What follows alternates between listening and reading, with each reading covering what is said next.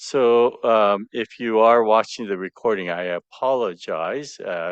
We just started out and I forgot to press the recording button, so we're doing so now. We're talking about the section on the seven patriarchs within the Shoshinge, the true uh, sh- sh- hymn on Shinjin and Nembutsu. And we started off with the first four stanzas of, or first four lines of the second part of the Shoshinge, which is talking about the seven patriarchs. So this is sort of an introduction to that section, saying that these seven patriarchs are the individuals who passed down the true teaching of the Buddha. And the main reason for him entering this world was to express this primal vow of Amida Buddha, which is for beings of all times and all places. So after those four lines, the next 12 lines all pertain to Nagarjuna. Yeah, Nagarjuna is, oops, there's a misspell there. It's Nagarjuna, so Nagar, not Narga. Nagarjuna, or Ryuju Bosatsu in Japanese. And he is widely seen as the father of what we call Mahayana Buddhism, the larger vehicle. And he's recognized as a founder of 8 different schools of Buddhism, Mahayana Buddhism. Um, so in Japan, he's really looked highly upon, not just Japan, throughout Asia. He is seen to be a great master, or was a great master. And he founded the school that we call Madhyamika, or the middle path school. Okay. And this middle path refers to um, not getting attached to the idea of one or the other. So this is mainly pertaining to the thought of being or not being. We've discussed before in one of my earlier talks about the Heart Sutra, about how form is not form, and we talked about the indiscriminatory wisdom. And when we transcend the thought of uh, being or not being, we have a tendency to categorize things as white or black. And what Nagarjuna is saying is that you have to go beyond those attachments. So the idea of being is that it recognizes everything that exists as literally existing. The idea of not being is the opposite of that, saying it's a very nihilistic view, saying that everything, there is really nothing. So we start off from nothing and we go back to nothing, and everything that we do in between has no meaning. Okay. Um, and those were two contradictory views that were in existence around the time of Nagarjuna. And so Nagarjuna said, no, you have to transcend such classifications. It's both. There's both form and change, as well as both um, this sunyata, if you will. Again, a very difficult concept to understand. Sunyata, we call it emptiness, but it's not zero. It is equals infinity at the same time, right? And it's the same principle I've mentioned before about the waves on the ocean, right? You have the underlying ocean, but each wave is momentarily in existence. So you can't deny that those waves exist, but yet at the same time, those waves are phenomena that occur over through time, and so the ocean and the waves are the same. Yet you can also see them, the waves, as individual entities as opposed to the whole ocean. Okay? So if you get hung up on one or the other, it's neither is the correct view.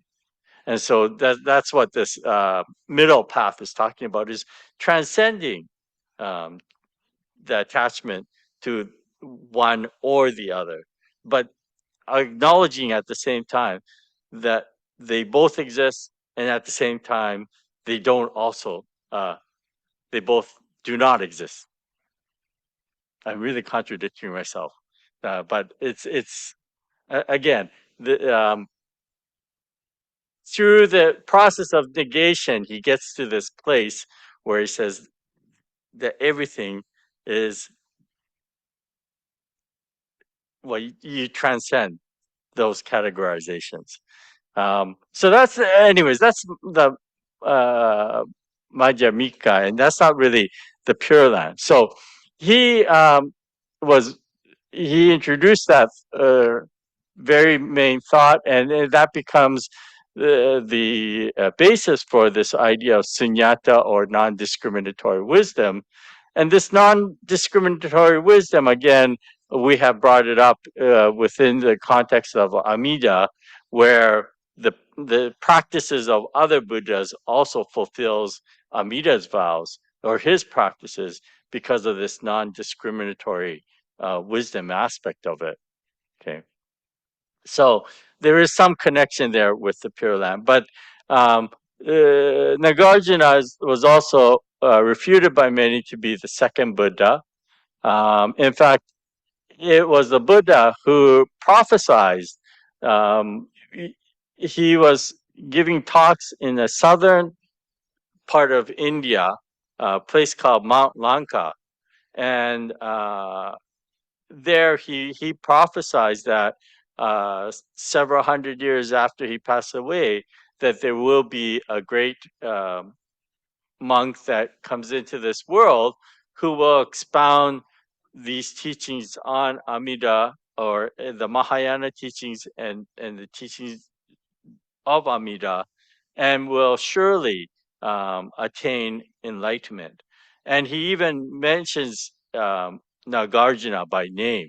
So when Nagarjuna does appear in the world, um, it was prophesied by by Shakyamuni Buddha hundreds of years prior to him entering the world. So, in particular, with pertaining to the Pure Land teachings, Nagarjuna is known for what we call a commentary on the chapter, on the 10 chapter stages, or on the chapter of 10 stages of in the Garland Sutra. And in there, he writes, there are innumerable modes of entry to the Buddha's teaching, just as there are in the world, just that, just as there are in the world difficult and easy paths. Traveling on foot by land is full of hardship, and traveling in a boat on a sea route is pleasant. So it is among the paths of the bodhisattvas. Some diligently exert themselves in practice, while others quickly enter non-retrogression by an easy path based on the entrusting mind. Okay? So here he clearly defines that there are two paths, and one we call the path over water, which is the easy path, because what you're doing is you're getting in a boat and you're letting the boat do all the work. Okay, and so we call this in Japanese igyodo, which is the easier practice. And this is also why the larger so this Nagarjuna, he in his teachings, he talks about the those individuals who are only seeking enlightenment for themselves, and he literally calls this a smaller vehicle, as in a vessel like a boat, a smaller vehicle, if they're only thinking about their own enlightenment. And in contrast to that, he says there is a larger vehicle, and this is what we call Mahayana. Mahayana means larger vehicle, that is for the benefit of not just the self, but for all beings. And the ultimate of this is the working of Amida Buddha. So Amida Buddha, the vessel that Amida Buddha, through what we call other power or Hongan Niki, or through the power of the primal vow, is thinking about all sentient beings, right? So this is called the larger vehicle or Mahayana. And as you can see here, um, if you're hiking over land, you have to do all the work, and it can be very arduous and difficult. And that's why we call that Nangyodo, okay, which is the difficult path. In comparison to that, leaving it all up to the working of Amida Buddha, getting on that very large boat and being transported overseas is much easier route. And so Nagarjuna states that there are these two paths, and that this easier path, what we call the easy path, is one that's easier to follow, and um, he himself um, really venerated and honored Amida Buddha. And in fact, in our Jodo Shinshu Seitens, we have, what we call the core chants that we do. We normally chant, on any given Sunday, we'll chant either the Sambutsuge or the Jusege. Sambutsuge and Jusege are songs or verses that come out from the larger sutra on Amida, Daimuryo. And then we also chant the smaller sutra on Amida, or Amida Kyo. That's another chant that we chant. We also chant the Shoshinge. This is what we're studying. This is written by Shinran Shonin. But the other one that we chant is called Junirai, 12 Adorations. And that was actually authored or written by Nagarjuna. Okay, he's given authorship to this Junirai, or 12 Adorations. What's interesting, I think you may have heard me tell you the story of Nagarjuna before, but when he was a young child, or not young child, I would say, in his youth, okay, he had studied, he and a number of his friends had studied teachings, not Buddhist teachings, but other teachings in existence in India at that time. And they were actually able to invoke special powers. And it said, the legend says that they had the power of invincibility. Invincibility. They were able to make themselves invisible. Okay. And so, of course, when you get youth who have such powers, they misuse those powers. And what it said is that he and his friends used to go into the king's harem, and they would be invisible, so nobody would see them. And so then, and obviously they weren't doing good things, I don't think. But after a while, the king gets wind of the fact that something is awry within his harem, and so he gets the guards to set a trap for them. And so what the guards do is they spread out sand on the floor of the harem, and of course, um, even though they're invisible, they still leave footprints, right? So in doing so, his friends get slaughtered by the guards. But it's said that Nagarjuna was so afraid that he couldn't move. And because of that, he was actually saved. Because had he moved, his footprints would have been visible. So, anyways, um, that's a legend that's told. But because of that incident, Nagarjuna becomes a very devout follower. He realizes the errors in his ways, and he then follows the teachings of the Buddha and becomes a devout follower of the Buddha. And so in there, he then becomes not only does he follow other teachings, but he also becomes a devout follower of Amida Buddha. And so he then um, writes this song called 12 Adorations. And as you can see here, before Amida Buddha, whom heavenly beings worship, I humble myself in deepest reverence. In his wondrous land of bliss, surrounded is he by countless bodhisattvas. His golden form shines forth, pure like the king of Mount Sumeru. Mount Sumeru is seen in the Buddhist cosmology as the center of the universe. So he's like the king of this Mount Sumeru. And his practice of truth is steadfast like an elephant's pace. His eyes radiate like pure blue lotus blossoms. Thus I prostrate myself before Amida Buddha. His countenance is perfectly pure and round like the full moon.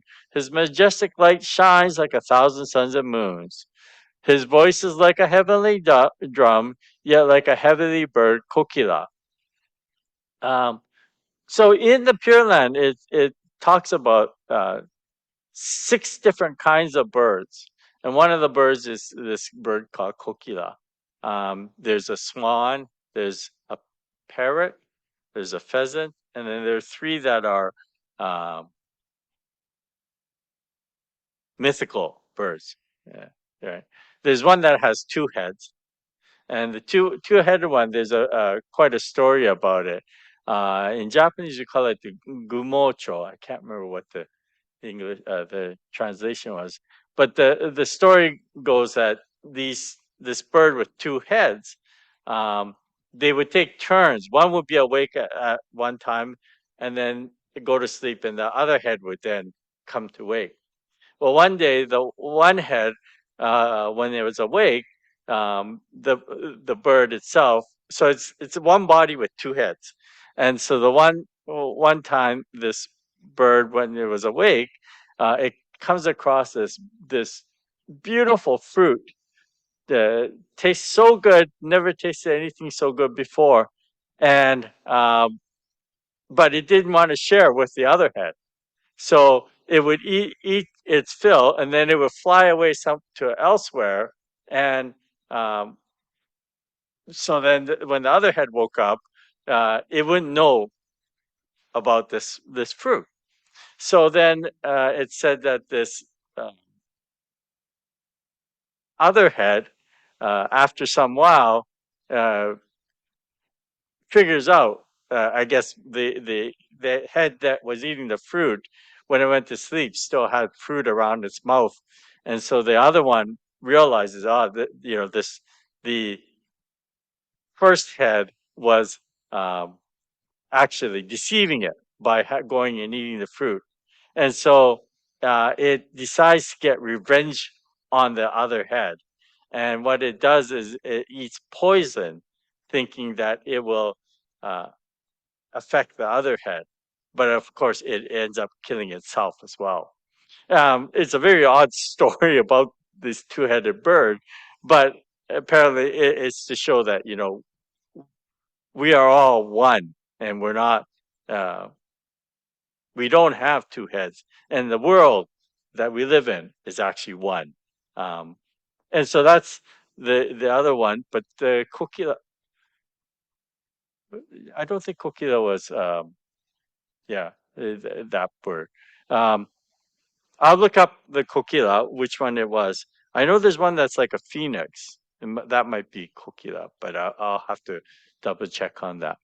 Or any of you can double check on that and let me know too. So at the end of each line or verse, um, Nagarjuna says, "Thus I prostrate myself before Amida Buddha." So this is really a song of praise and him bowing before the Buddha. So Avalokitesvara wears upon his crown the image of Amida adorned with many precious jewels. He subdues the arrogance of demons and heretics. Thus I prostrate myself before Amida Buddha.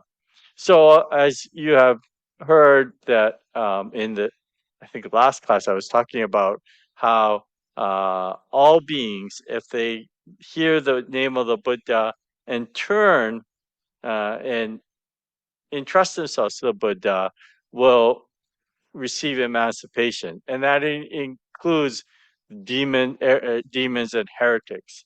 If they hear the name of the Buddha and they entrust themselves to the working of the Buddha, they too will be able to be liberated from their ignorance. So, incomparable, vast, and pure his virtues are, clearly extending like vast open space, his acts freely benefiting all. Thus, I prostrate myself before Amida Buddha. And here again is a re-emphasis of what he was talking about, the larger vesicle. His acts freely benefiting all.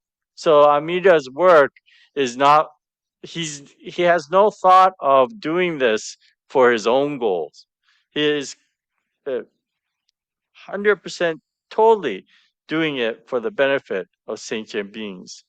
And that's why we call it the larger vesicle. Bodhisattvas from the 10 quarters and countless Maras, demons, always venerate him. He dwells with vow power for the sake of all beings. Thus I prostrate myself before Amida Buddha. Again, reiterating that vow power. So in the golden treasure pond where the lotus flowers bloom, established with goodness is a wondrous throne, where reigns the Buddha like the king of the mounts. Thus I prostrate myself before Amida Buddha. From the 10 quarters, bodhisattvas come. Revealing wondrous powers, they attain blissful state. Honoring his face, they offer eternal homage. Thus I prostrate myself before Amida Buddha. All things are transient and without self, like the moon on water, lightning, shadow, or the dew. The Dharma cannot be expressed by words, the Buddha proclaimed. Thus I prostrate myself before Amida Buddha. So here is a reference going back to this middle path where he's talking about transcending the thought of this or that. See, the moment that we put it into words, we've already limited the the idea of the Buddha. Um, when you put it in something into a word, it makes it concrete. Okay, and where he's saying that the Dharma is goes beyond that. It's like the moon on water, or shadow, or the dew. These are all things that are um, in existence, but yet they transcend our existence. And so he's saying here that we can't really describe it by words. We have to transcend it, and that's going back to his Madhyamika roots, the middle path roots. So no words of evil are in his land, no fear of evil doers, no evil paths. With sincere heart, all beings worship him. Thus I prostrate myself before Amida Buddha. So when we talk about no evil paths, there are two ways of looking at this. One way is when they talk about evil paths, usually a lot of people refer to it as the three bottom realms of suffering, which are hell, hungry ghosts, and beasts. Okay, these are considered the lower realms of existence. However, there are others that look at of the 6 realms of existence, 5 realms are in what we call evil realms, including the hell, hungry ghost, beasts, and then humans and pseudo heavenly are considered the 5 evil realms. So there's 2 ways of looking at evil realms. When they use the 5 realms, they don't usually include what we call the fighting spirits, the ashuras. And I don't know why that's not included in the realms of suffering, because usually it's the 6 realms of suffering that includes ashura as well. But sometimes when they're talking about evil realms, they don't include ashura for whatever reason. So again, you could either look at the 3 bottom ones, hell, hungry ghost, beasts, or the other way of classifying, they'll say the 5 of the 6 realms of suffering are considered evil realms. Okay. So none of that exists in the Pure Land. And yet, so as I just mentioned earlier, there are birds in the Pure Land, and birds would be considered like beasts. What is understood is that all the things that exist in the Pure Land are said to be there, they're manifested by the Buddha. So by Amida Buddha. They're there for a reason. And they're not just beasts that are there. So it said, for instance, the birds in the Pure Land all sing beautiful songs, but the songs are all praising Amida Buddha. And there's all songs to get one to focus on the Buddha. So everything is there uh, with the idea of focusing on Amida Buddha. And that's why our altars actually represent Amida's Pure Land, and everything is focused on the central statue of Amida. Um, our we have a table in front here. It's called a maejoku.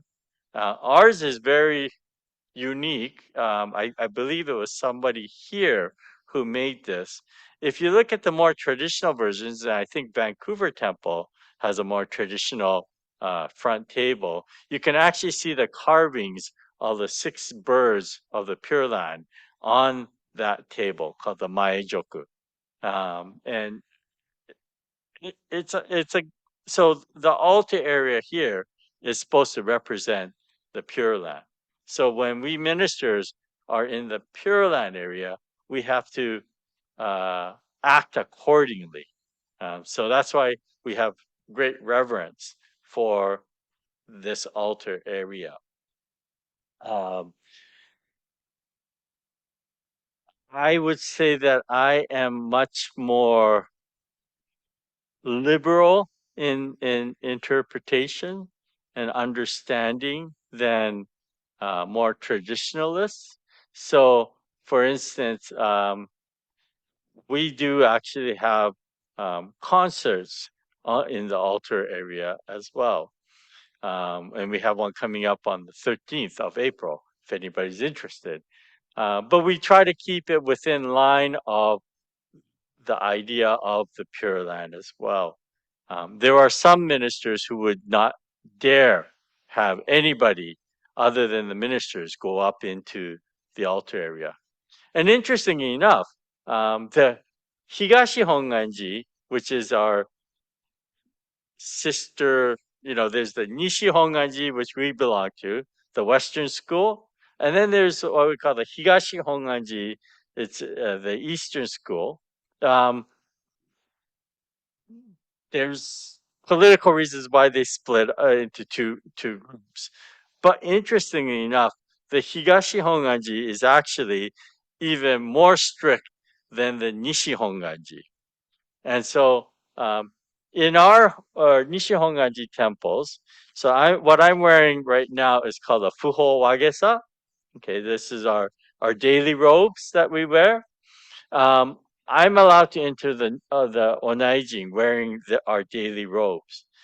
The Higashi Honganji, if you're only wearing your daily robes, you are not to enter the onaijin or the altar area. You have to actually be wearing the more ceremonial robes to enter the altar area. So they're even a little bit more strict than we are in the Nishi Honganji. I found this out by I was invited to guest speak at Higashi Honganji Temple in San Francisco, and that's when the minister there told me the differences about that. So it's interesting. But the altar area is to represent Amida's Pure Land. Okay. Sorry, I went off track there. Okay. His land of infinite expediencies is without degenerate things or wicked beings. Upon rebirth, non-retrogressive Bodhi does one attain. Okay. So this line here, non-retrogressive Bodhi, okay, this was also a very important aspect of Nagarjuna's teaching, because what he said was those who receive the Pure Land or the um, entrust themselves to Amida Buddha. Okay. Did I have it down here? So, as it says, there are many different paths to Buddhahood, but the one he says, others quickly enter non-retrogression by an easy path based on entrusting mind, right? So this is talking about what he says in the Junirai here, is that right here, upon rebirth, non-retrogressive bodhi does one attain. So what does this mean? Well, I've talked to you before about in the Buddhist way of philosophy that there was 52 stages to enlightenment, of which the 41st stage is the first stage of what we call the bodhisattva stages. And there are 10 bodhisattva stages. And so the 41st stage was a stage that they called non-retrogressive bodhi. And what this meant was that if you get to that 41st stage, you don't go backwards. Okay, up to that 41st stage, you might do some practices, etc. You might get 2 steps ahead, but then you might slide backwards. But the 41st stage, if you get there, you don't fall back any further below that. So it's an assurance of attaining Buddhahood. Okay? And so for Nagarjuna, he said that those who attain or rebirth in the Pure Land are attain this stage. This is very, if you keep this in mind, this is a little different from what Shinran Shoni says. Because according to Shinran Shoni, he says this state of non-retrogressive bodhi is not the first stage of the bodhisattvas, but he calls it the very last stage because he says those who have entrusted themselves to Amida Buddha are similar to what he called the Maitreya Bodhisattva. Maitreya or Miroku Bosatsu in Japanese is seen to be the next Buddha. So Shinran looked at this stage not as the 41st stage, but actually the 51st stage or the stage just before becoming enlightened or Buddha. Okay? So there's a little bit of a difference in the understanding. Nagarjuna said, if you entrust in Amida Buddha, you then go to this 51st stage. Oh, no, sorry, 41st stage, which is the first stage of Bodhisattvahood. And he also said that this happens at the time of rebirth in the Pure Land. Whereas Shinran Shoni took it to a whole different level because he said, of course, when you attain or when you receive the entrusting heart, or what we call Shinjin, at that very moment, you are at the 51st stage. So the stage just before becoming a Buddha. So then at the time we pass away, instantly we then become Buddha. Okay, or so we become the same as Amida Buddha. So Shinran had a completely, or maybe a deeper understanding of this. I don't know about deeper, but a different understanding. Whereas for Nagarjuna and most of the Pure Land masters, what their understanding was that we go to the Pure Land to complete or fulfill our practices, and then we'll become Buddha. Okay, so the Pure Land was a place of practice for the Pure Land teachers, and that it was enlightenment followed afterwards, somewhere down the line. Whereas for Shinran, the moment that we receive Shinjin or entrusting heart, we're already at this 51st, the stage just before becoming Buddha, and we're guaranteed at the end of this life, we become one with Amida Buddha. We become Buddha ourselves. So this is sort of a quite a seismic leap in the way of thinking, which is which was quite unique to Shinan's way of thinking. Okay?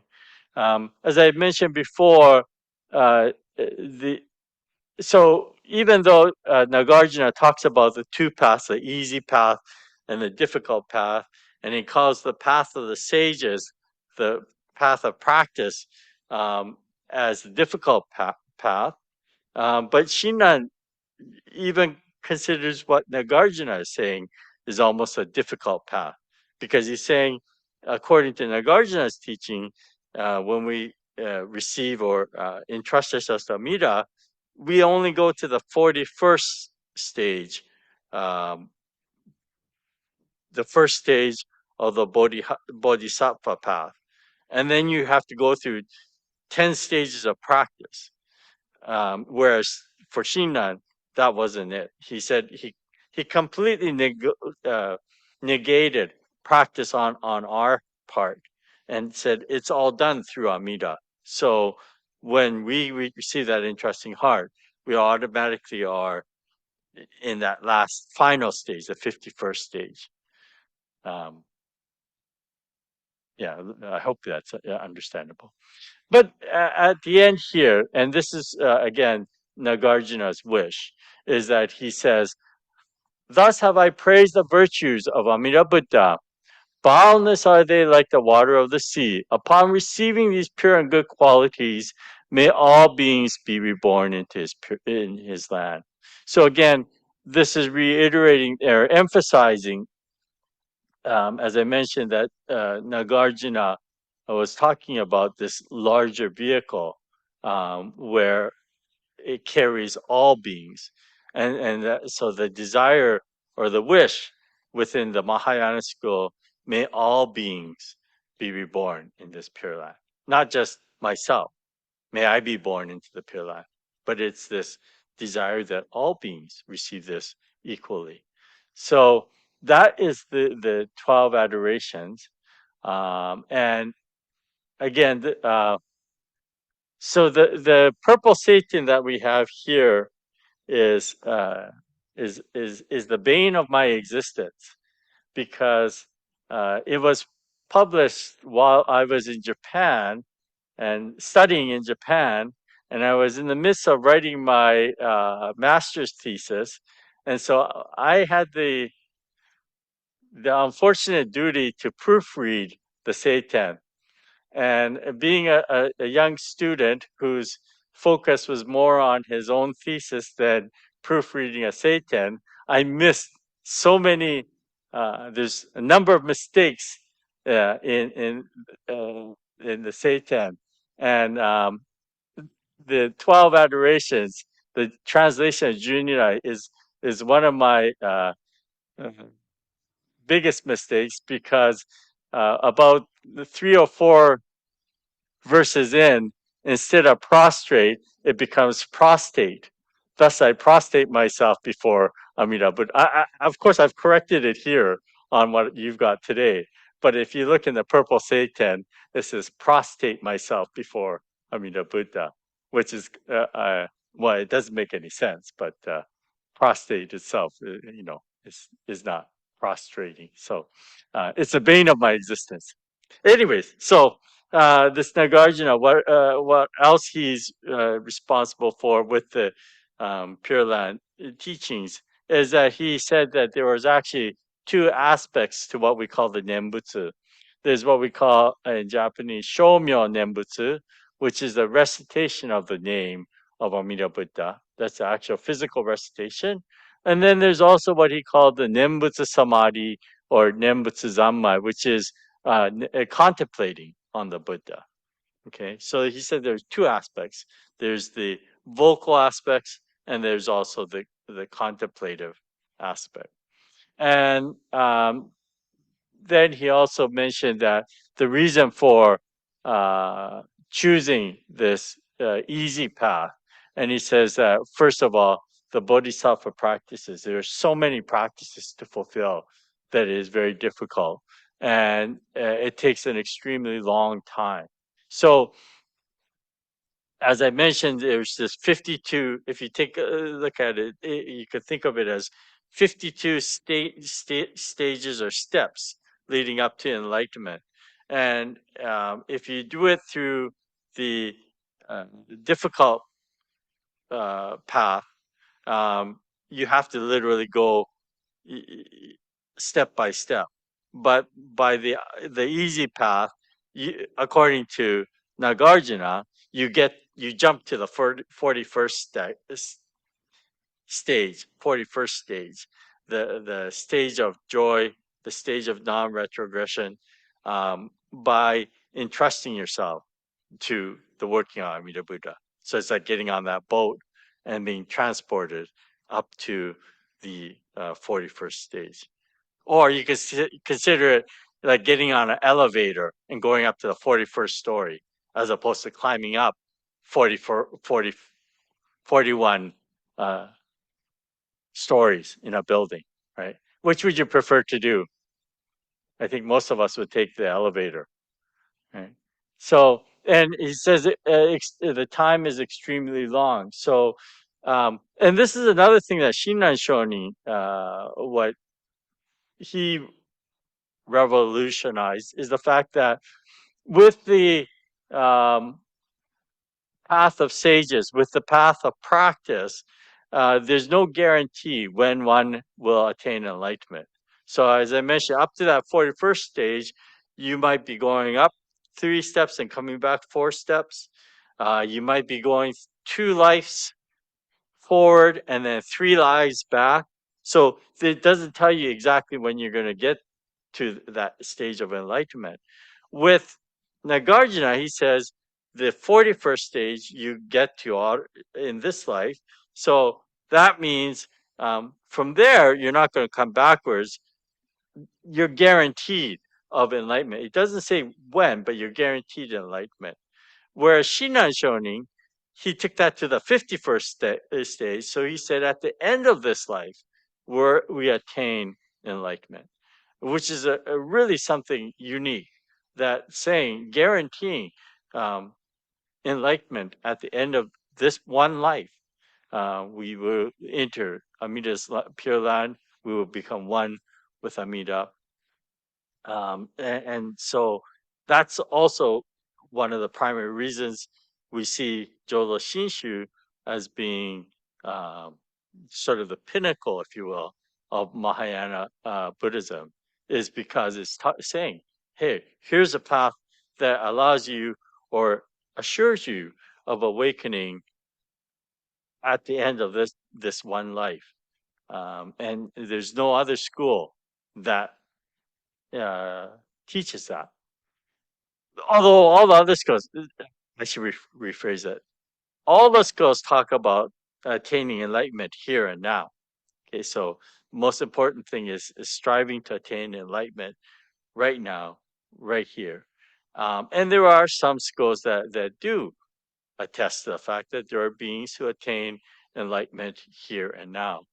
But in Jodo Shinshu, we say it's very difficult for us to attain enlightenment at this moment. But at the end of this life, we are assured of entering the Pure Land, becoming one with Amida, attaining enlightenment.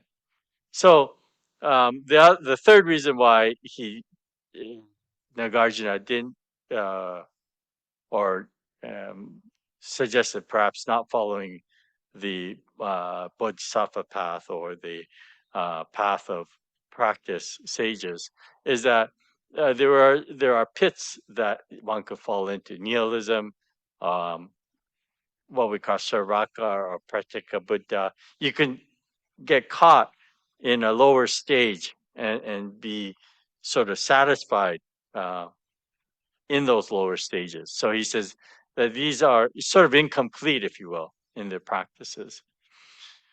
So these 12 verses or 12 lines talk about all that. So first of all, the fact that Shakyamuni, when he was in Mount Lanka, which is in southern India, prophesied that in southern India there will be this great master named Nagarjuna who would appear in this world to crush the views of being and non-being. So this was the Madhyamika, the middle path, um, transcending um, the thought of being or non-being. And then um, Nagarjuna then will proclaiming the unexcelled Mahayana teaching, the teachings of Sunyata, and he would attain the stage of joy. This is that 41st stage, and be born in the land of happiness. Nagarjuna clarifies the hardship on the overland path of difficult practices and leads us to entrust to the pleasure on the waterway of easy practice. Again, going back to what he had said, right? That's what Nagarjuna said, that there are two paths, the overland versus getting on the boat on the water. And he teaches that the moment one thinks of Amita's primal vow, one is naturally brought to enter the stage of the definitely settled. So this stage of the definitely settled, that is what, according to Nagarjuna, was the 41st stage, the first stage of the Bodhisattva path.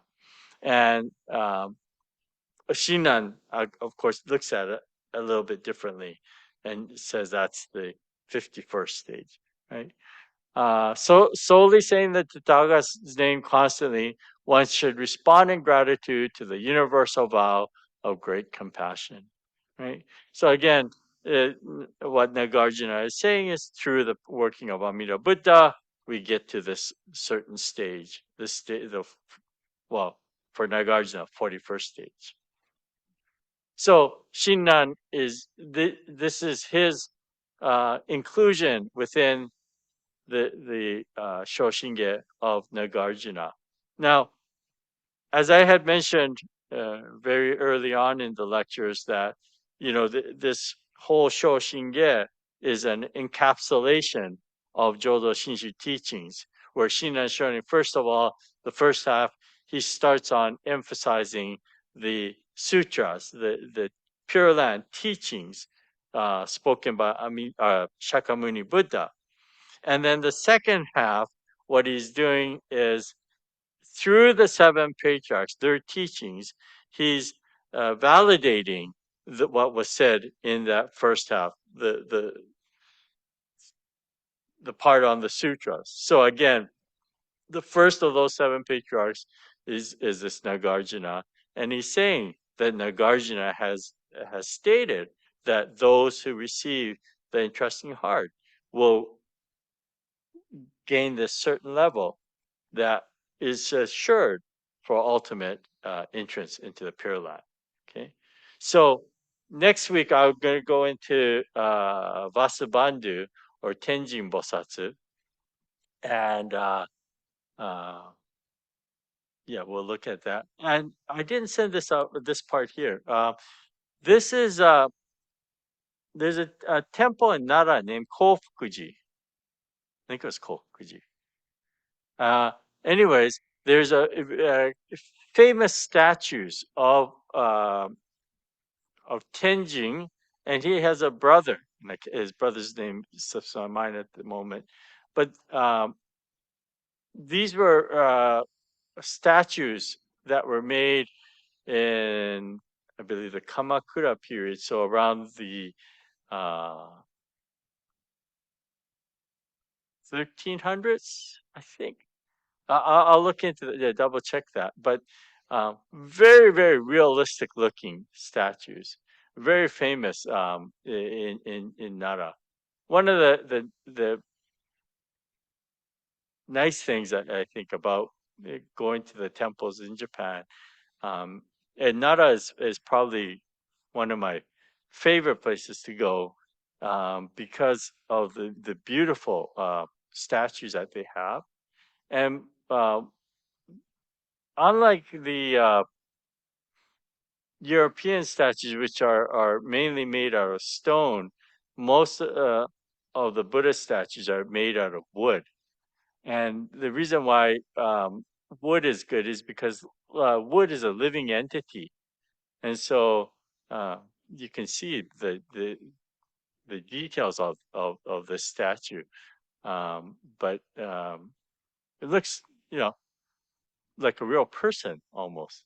It's carved in wood, and there's two statues at this Kofuji temple. I'll introduce a little bit more about that next week then. Uh, but this is a statue of Vasubandhu or Tenjin Bosatsu. Okay. So that we only got through Nagarjuna today. Sorry about that. Um, do people have any questions or comments? I have a question. Yes. Well, actually, it's more of a comment. Yes. Now, I'm scared I'm not going to say it right now that you've said this. Prostrate? Yes. Yes. I've never seen someone prostrate at the temple. Ah. Ah, Well. I'm going to listen to your answer while I continue riding home. Okay. Okay.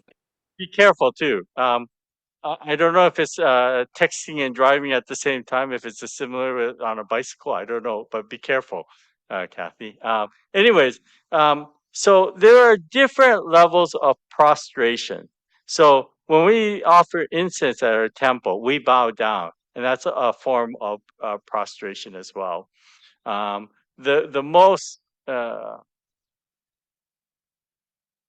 formal way of prostrating is actually getting on your hands and knees and touching your head to the ground. And that's not in our tradition. We don't do that on a daily basis. We do it. There are certain rituals in which we have to do it. One of the times that we do it is when we, as ministers, when we receive our ordination, we have to bow in that position. And there's it's called the Jodo Shinshu Creed. We have to have it memorized, and we read it in front of the Gomonshu, the Lord Abbot. And so that's a very ritualized activity. There are many other schools that do it. One of the hardest ones, I think it's within the Tibetan school lineage, they will do the prostration and they will actually um, from the entrance of the temple grounds go all the way to where the hondo, the main hall is, doing this prostration as they go along. It's almost like doing the crunchies, or what do you call it, crunchies, the exercise where you stand up and then you go all the way down, and then you stand up and go all the way down. Well, they do this all the way to the inside the temple, and so that I think is physically very, very taxing on the body. But that's and so we do prostrate in our own way in Jodo Shinshu. As I mentioned, when we offer incense, the bowing is one form of prostration.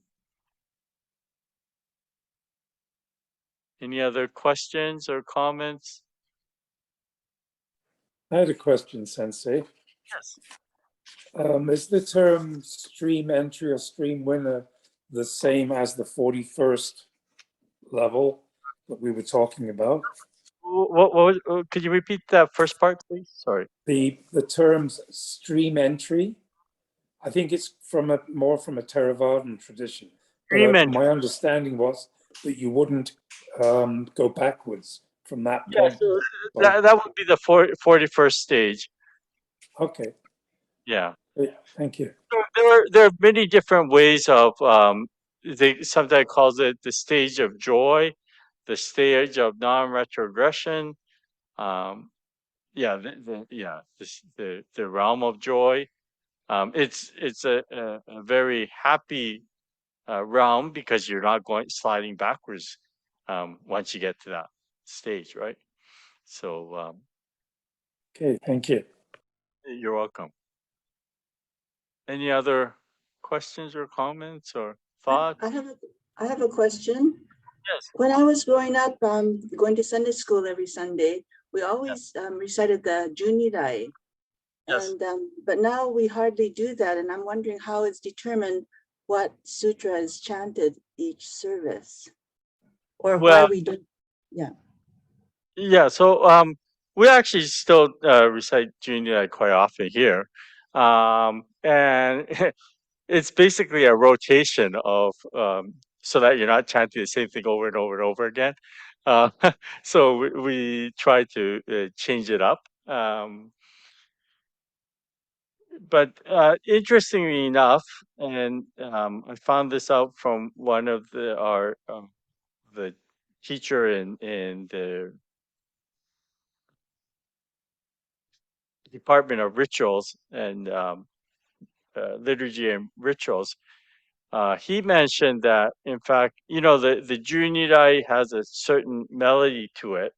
Uh, Keshu ni shokugyo. There's that very melodic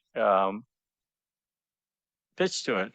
And that actually, he said, actually comes as a precursor of Jodo Shinshu. It is from the Tendai school, which Shinan Shoni spent 20 years on Mount Hiei as a Tendai monk. And that melody is from that Tendai school. But interestingly enough, they no longer use that melody in the Tendai school, and the only place that it's remained is within Jodo Shinshu. And it's the sutra chanting, just as anything else, it changes over time. So depending on the school Buddhism and what they feel is appropriate at the time, they might introduce new melodies, new verses, and that might become part of the standard way of chanting. So, one of the interesting things we have in Canada is the chanting of the Shoshinge. When we chant this, there's usually two most common ways of chanting the Shoshinge in Japan. One is called sofu, and sofu is what's chanted daily in Japan, every morning at the Honganji. And the other one is what they call gyofu, and that's usually chanted more on special occasions. Okay. Interestingly enough, particularly seniors in Canada, those who attended temple for many decades, a lot of them sort of have memorized the melody of Shoshinge, but they've memorized the Gyofu one. They don't. They don't have the daily one memorized. And the main reason being is that here in Canada, Gyofu was only the one that was chanted because Shoshinge was only chanted during special services, right? So all the ministers would chant this Gyofu style fashion, and so all the members, that's what they remember for Shoshinge. So all the people who've been attending temple for decades, they think that's the way of chanting Shoshinge. But in fact, there are other ways, and the daily way of chanting in Japan is what we call the sofu. Okay. So yeah, so with the chanting, it changes over time, um, uh, uh, and also with the schools. Um, so one of the more interesting facts is that even within Jodo Shinshu, the standardization of chanting within Nishihonganji is relatively a recent uh, occurrence. So I'm talking post-war here. Okay, so when you think about centuries of teachings, post-war, 50 to 100 years, that's still relatively a short time. Okay, so what happened was that um, prior to World War II, and even after World War II, it wasn't really until maybe the 60s or 70s even, um, what happened for many Jodo families or temples is that our tradition dictates that usually the eldest son takes over the temple and becomes the next minister at that temple. Okay, but when the economy was not that great, of course, the temples, they couldn't send their son away for 4 years or whatever to go to university in Kyoto and learn all these things. And so um, they would go to Kyoto just for a short period for or to get their ordination. And what was happening was throughout Japan, they had their own way of chanting that was passed on from generation to generation down their temple. So for many temples, especially like if you have older ministers in the outlying areas, they tend to have their own way of chanting. So I remember when I first got married and I visited my wife's parents' temple in a very rural part of Kyushu, and my father-in-law was chanting the Shoshinge. I couldn't I couldn't follow him because it was a completely different chant from what I had learned. But for him, I mean, that was passed on to him from generations in the past. And he didn't have that opportunity to go to Kyoto to, right now in Kyoto, for instance, they have the school of liturgy and rituals where, like Reverend Ochi from in Toronto, he went to this particular school where they learn how to chant, like they become professional chanters. But that was not as common, say, 40 years ago. Um, so it's become more standardized now. You might also say it's very similar to the Japanese language itself. So today, because of the TV, and everybody speaks a standard Japanese language, but 50 years ago, every district or area had their own accents, and like here in Steeston, they call it Mioben. It's the language of the Mio village in Japan.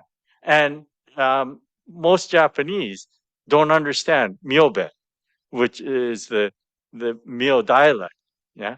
Whereas, and so, like 40 years ago, for instance, if you saw a TV program in Japan and there was somebody from Kagoshima, the southern tip of Kyushu, speaking, they would actually have subtitles in Japanese because you couldn't understand what their language was, right?